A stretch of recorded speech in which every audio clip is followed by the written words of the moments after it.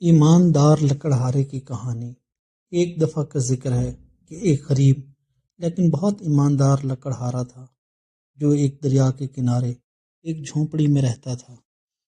وہ روزانہ جنگل جاتا، لکڑیاں کاٹتا اور انہیں بازار میں بیچ کر اپنا گزر بسر کرتا تھا۔ ایک سرد صبح لکڑہارا حسب معمول لکڑیاں کاٹ رہا تھا۔ وہ ایک بڑے درخت کی ٹہنی کاٹ رہا تھا جو دریا کے بالکل اوپر جھکی ہوئی تھی۔ اچانک اس کی لکڑی کی کلہاڑی ہاتھ سے پھسل کر دریا میں جا گری۔ لکڑہارا بہت پریشان ہوا کیونکہ کلہاڑی ہی اس کی روزی روٹی کا واحد ذریعہ تھی۔ وہ روتے ہوئے خدا سے مدد مانگنے لگا۔ لکڑہارے کا رونا سن کر فرشتہ پانی سے باہر نکلا۔ فرشتے نے لکڑہارے سے پوچھا، بیٹا تم کیوں رو رہے ہو؟ لکڑہارے نے سارا ماجرا سنایا۔ فرشتے کو اس پر بہت ترس آیا۔ فرشتہ دوبارہ پانی میں غوطہ لگایا اور تھوڑی دیر بعد ایک سونے کی کلہاڑی لے کر باہر نکلا اور لکڑہارے سے پوچھا، کیا یہ تمہاری کلہاڑی ہے؟ لکڑہارے نے کلہاڑی کو دیکھا اور کہا، نہیں، یہ میری نہیں ہے، میری کلہاڑی لوہے کی تھی، سونے کی نہیں۔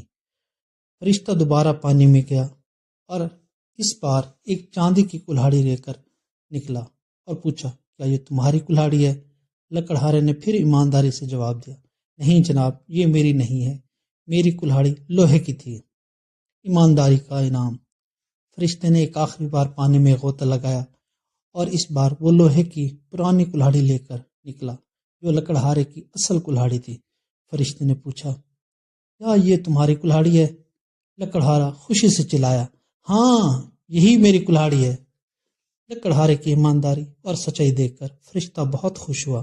فرشتے نے کہا، تم بہت ایماندار اور نیک دل شخص ہو، میں تمہاری سچائی سے بہت متاثر ہوا ہوں۔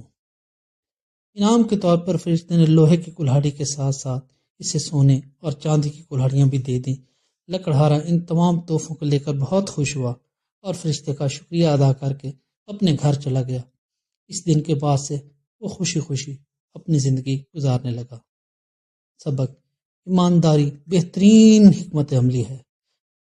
جی تو دوستو، کیسی لگی آپ کو آج کی سٹوری؟ امید ہے آپ کو اچھی لگی ہوگی۔ اس سٹوری کو لائک کریں، ایک پیارا سا کمنٹ کریں اور اپنے پیارے پیارے دوستوں کے ساتھ ضرور شیئر کریں۔